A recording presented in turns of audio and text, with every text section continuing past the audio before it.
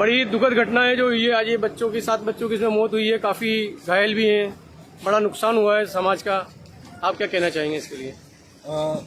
देखो, परसों ये जो घटना सुनने में आई थी उसके बाद से हम लगातार मैं ही नहीं, जो भी लोग देख रहे हैं, जो भी समुदाय से हो, जिस भी दल से हो, सबके मन में पीड़ा है कि सरकार का ये सिस्टम था, भ्रष्ट सिस्टम था। आज तक सरकारें आई गई, लेकिन ये जो बच्चों के साथ में जिंदगियां डई हैं वो सिस्टम डा है। और कहीं मैं आज इस अस्पताल के अंदर जब घायलों से मिला हूं तो एक मन रो रहा है कि कोई बच्चा ऐसा भी है जिसको मालूम ही नहीं उसका भाई चला गया है, कोई ऐसा भी है जिसको पता ही नहीं कि मेरी जिंदगी क्या होगा। इस हालात में पड़े हैं। और सबसे बड़ी बात, मैं दक्षिणी राजस्थान के आदिवासी इलाके से आता हूँ, विधायक, मेरे साथी विधायक भी साथ में हैं। कल बड़ी उम्मीद थी कि सरकार जो जिंदगी चली गई उस जिंदगी को न तो सरकार लौटा सकती न हम लौटा सकते हैं, लेकिन इस घटना के बाद में कोई पूरे राजस्थान के अंदर पुनरावृत्ति नहीं हो तो हमें उम्मीद है कि सरकार इसका प्रयास करे कि सारे जो सरकारी कार्यालय हैं उनका जीर्णोद्धार किया जाए।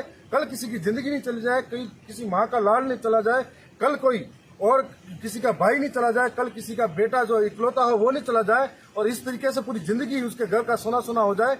और जो बच्चे पढ़ने जाते हैं, अपनी जिंदगी को हथेली पर लेके जाते हैं, कल किसी और के साथ नुकसान नहीं हो, ये हमें पीड़ा है। साथ साथ में ये बताना चाहूंगा कि हम सरकार से ये मांग करते हैं कि कोई हवाई जहाज के अंदर किसी के साथ दुर्घटना होती है तो हमें भी पीड़ा होती है, और सरकार उनको न्याय के लिए 1-1 करोड़ की मुआवजे की राशि तय करती है। यहाँ पर कैसा भद्दा मजाक है, यहाँ पर जब 10 लाख का मुआवजा देने की बात करती है सरकार, तो 10 लाख रुपए दे रही है, और इस तरीके से घायलों के बारे में सोचता तक नहीं है। थावरचंद जी, क्या आपकी ओर से कुछ कोई आंदोलन किया जाएगा या आगे भी क्या जाएगी अगर ये 10 लाख से ज्यादा मुआवजा नहीं बढ़ाती है सरकार? जिला कलेक्टर से मिलेंगे और उसके बाद में हम लोग एक निश्चित समय देंगे सरकार को कि ताकि इन बहुजन समाज के लोग हों या जो भी यहाँ पे पीड़ित है, जिनके साथ में ये घटना हुई है, आप इनकी जिंदगी नहीं लौटा सकते, लेकिन आप इनके साथ उनके दुख को बांटने के लिए इनको मुआवजा दो।